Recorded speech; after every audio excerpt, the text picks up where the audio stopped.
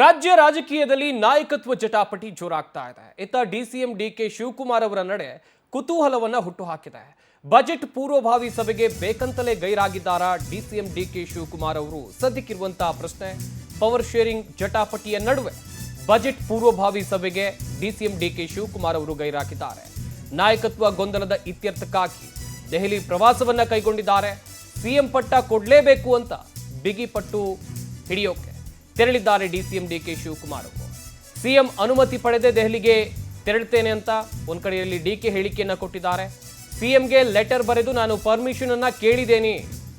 ದಿಢೀರ್ ಭೇಟಿ ಸದ್ಯ ಸಾಕಷ್ಟು ಕುತೂಹಲಕ್ಕೆ ಕಾರಣವಾಗ್ತಾ ಇದೆ. ದೆಹಲಿ ದಂಡಯಾತ್ರೆ ಹಿಂದೆ ಸಾಕಷ್ಟು ಲೆಕ್ಕಾಚಾರ ಇದೆ ಎನ್ನುವಂಥದ್ದಾಗೂ ಕೂಡ ಚರ್ಚೆ ಆಗ್ತಾ ಇದೆ.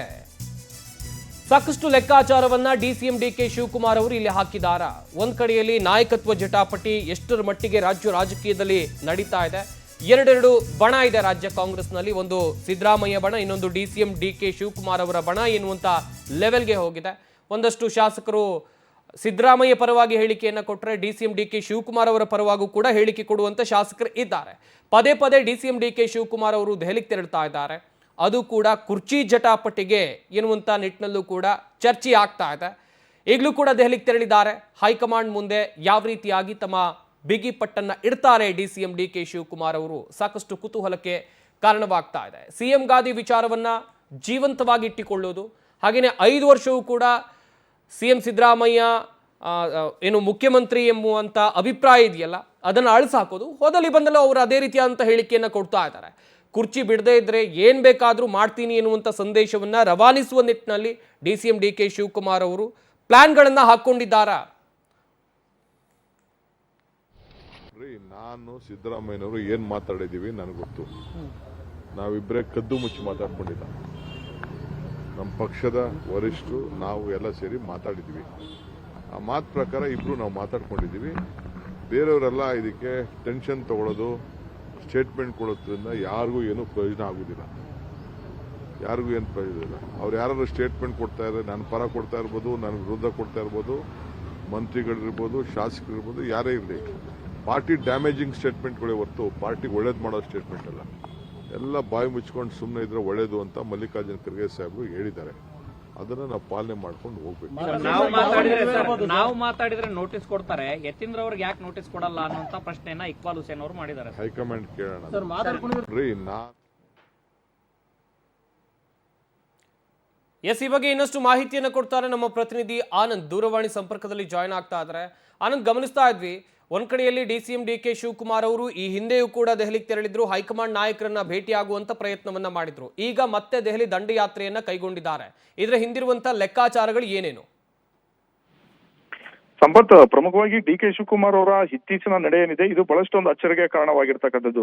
ಅದರಲ್ಲೂ ಕೂಡ ಯತೀಂದ್ರ ಅವರ ಒಂದು ಬಹಿರಂಗ ಹೇಳಿಕೆ ಏನಿದೆ, ನಮ್ಮಪ್ಪನೇ 5 ವರ್ಷ ಸಿಎಂ ಆಗಿರ್ತಾರೆ, ಹೈಕಮಾಂಡ್ ಇಂದ ಗ್ರೀನ್ ಸಿಗ್ನಲ್ ಬಂದಿದೆ ಅನ್ನೋ ಒಂದು ಹೇಳಿಕೆ ಬಳಿಕ ಡಿಕೆ ಶಿವಕುಮಾರ್ ಅವರು ರೆಬೆಲ್ ಆಗಿರ್ತಕ್ಕಂಥದ್ದು. ಪ್ರಮುಖವಾಗಿ ಅವ್ರದೇ ಆದಂತ ಒಂದು ರಣತಂತ್ರವನ್ನ ಮಾಡೋದಕ್ಕೆ ಈಗ ಮುಂದಾಗಿರ್ತಕ್ಕಂಥದ್ದು. ಮತ್ತೆ ಪ್ರಮುಖವಾಗಿ ನನ್ನ ಮತ್ತೆ ಸಿದ್ದರಾಮಯ್ಯನವರ ನಡುವೆ ಕದ್ದು ಮುಚ್ಚಿ ಮಾತಾಗಿಲ್ಲ, ಹೈಕಮಾಂಡ್ ನಾಯಕರ ಮುಂದೆ ಮಾತಾಗಿದೆ ಅನ್ನೊಂದು ಸ್ಫೋಟಕ ವಿಚಾರವನ್ನು ಕೂಡ ಅವರು ಇವತ್ತು ಬಿಟ್ಟಿಟ್ಟಿರ್ತಕ್ಕಂಥದ್ದು. ಆ ಮೂಲಕ ಸಿಎಂ ಸಿದ್ದರಾಮಯ್ಯನವರು 5 ವರ್ಷವೂ ಕೂಡ ಮುಂದುವರಿಯಲ್ಲ, ತಮಗೂ ಕೂಡ ಆಕಾಂಕ್ಷಿ ಇದೀವಿ, ನಮಗೂ ಕೂಡ ಒಂದು ಅವಕಾಶ ಸಿಗುತ್ತೆ ಅನ್ನೋ ಒಂದು ಅಭಿಪ್ರಾಯವನ್ನ ಡಿಕೆ ಶಿವಕುಮಾರ್ ಅವರು ವ್ಯಕ್ತಪಡಿಸಿರ್ತಕ್ಕಂಥದ್ದು.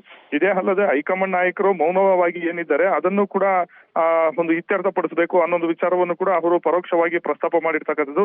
ಹಾಗೆ ನೋಡೋದಾದ್ರೆ ಹೈಕಮಾಂಡ್ ಏನಾದ್ರೂ ತಮ್ಮ ವಿರುದ್ಧವಾಗಿ ಏನಾದ್ರೂ ತೀರ್ಮಾನ ತೆಗೆದುಕೊಂಡಿದ್ದೆ ಆದ್ರೆ ಮುಂದಿನ ದಿನಗಳಲ್ಲಿ ತಾವು ಏನ್ ಬೇಕಾದ್ರೂ ಒಂದು ನಡೆಯನ್ನ ಅನುಸರಿಸಬಹುದು, ಅಥವಾ ನಮ್ಮ ಮುಂದಿನ ಒಂದು ನಡೆಯೇ ಬೇರೆ ಇರುತ್ತೆ ಅನ್ನೋ ಒಂದು ಸಂದೇಶವನ್ನ ಡಿಕೆ ಶಿವಕುಮಾರ್ ಅವರು ಈ ಮೂಲಕ ರವಾನೆ ಮಾಡ್ತಾ ಇರ್ತಕ್ಕಂಥದ್ದು. ಒಟ್ನಲ್ಲಿ ಡಿಕೆ ಶಿವಕುಮಾರ್ ಅವರು ಇವತ್ತು ಬಜೆಟ್ ಪೂರ್ವಭಾವಿ ಸಭೆಗಳನ್ನ ಬಿಟ್ಟು ದಿಢೀರ್ ಅಂತ ದೆಹಲಿಗೆ ಹೋಗ್ತಾ ಇರ್ತಕ್ಕಂಥದ್ದು ಬಹಳಷ್ಟು ಒಂದು ಅಚ್ಚರಿಗೂ ಕೂಡ ಕಾರಣವಾಗಿದೆ.